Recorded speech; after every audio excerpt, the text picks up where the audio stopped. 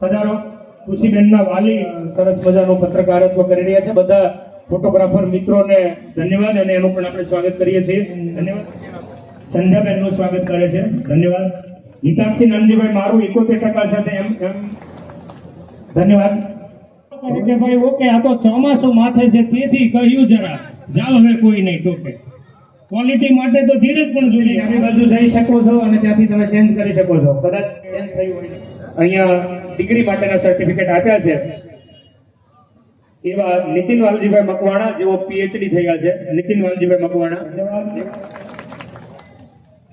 નીનાબેન પ્રવીણભાઈ પરમાર જેઓ રપડા કરે. બેન શ્રી આપ પણ ઉપર પધારો. આપ કદાચ એમના માતા 1111 રૂપિયા જયંતિભાઈ લાલજીભાઈ મેવાડા એના તરફથી આ સંસ્થાને મળે છે. મિત્રો ફરી એકવાર આપણે તાળીઓ પાડીએ. 1100 રૂપિયા આપે છે. ધન્યવાદ. મહિમાબેન, મીનાબેન આપનો પણ આભાર. તો તેઓ જયના વાલીનું સન્માન કરે. પછી ઉદય નાનજીભાઈ પરમાર અડસા વાલી બેન શ્રી ગીતાબેન એમનું મોમેન્ટો આપી અને સ્વાગત કરે છે.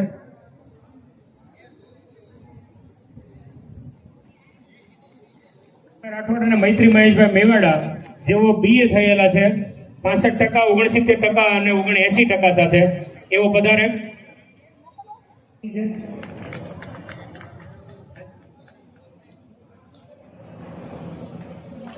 કાનજીભાઈ મેવાડાને વિનંતી કરું કે ઉદય નાનજીભાઈ પરમારનું મોમેન્ટો આપીને એમાં સ્નેહ અને લાગણીનું ઊંજણ હોય અને સાથોસાથ આર્થિક અનુદાન પણ હોય. તો મોહનભાઈ મકવાણા 2500 રૂપિયા. સંધ્યા દિનેશભાઈ પરમાર 74% સાથે એમએ થયેલા છે. સંધ્યા દિનેશભાઈ પરમાર. વિનોદભાઈ જે મકવાણા વકીલ 2100 રૂપિયા.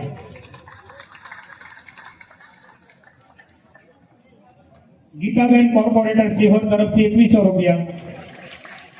દુદાભાઈ સાગઠિયા વલભીપુર ઠક્કરબાપા બીએમસી ભાવનગર 1100 રૂપિયા. તો મિત્રો આ અનુદાન પણ આવી રહ્યું છે. આપણે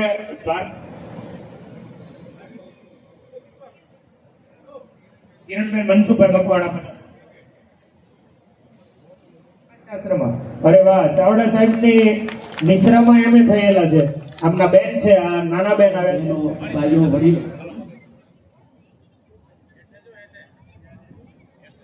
કરતો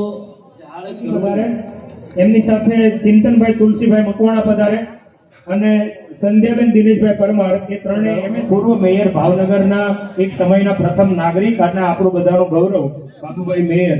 ખૂબ સરસ રીતે એમણે આ પોટાશ જેવો આજનો આ વર્તમાન છે ને કમ નસીબ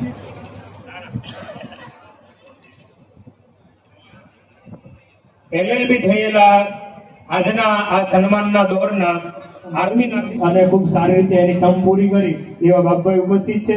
આપણે હવે 2100 રૂપિયા નરેશભાઈ કરશન ચાવડા સાહેબ, HL ચાવડા સાહેબ 5000 રૂપિયા આ સંસ્થાને અનુદાન આપે છે. હવે મિત્રો જોરથી તાળીઓ પાડીએ. મનસુખભાઈ અર્જનભાઈ સાગઠિયા માસ્તર એ પહોંચ બનાવી રહ્યા છે અને ત્યાં છે. આપણે પહોંચ બનાવવી વચ્ચેથી ઉભા થઈને આપવું એવું બહુ ફરજિયાત તો છે જ નહીં હો મિત્રો. એના માટે આ કાર્યક્રમ નથી, આ સંસ્થા છે. સૌને જેની કારકિર્દી શરૂ થઈ તેવા છે. એટલે અહીંયા જે પહોંચ્યા છે ખૂબ મહેનત અને સંઘર્ષ કરી. બહુ નાની ઉંમરના છે, બહેનો છે. બાકી બધા અમે સાઈડે પહોંચી ગયેલા છીએ. એટલે એમનો જે સંઘર્ષ છે એ બહુ જુદા પ્રકારનો છે અને નવી પેઢીનો જે સંઘર્ષ છે એ થોડો જુદા પ્રકારનો છે.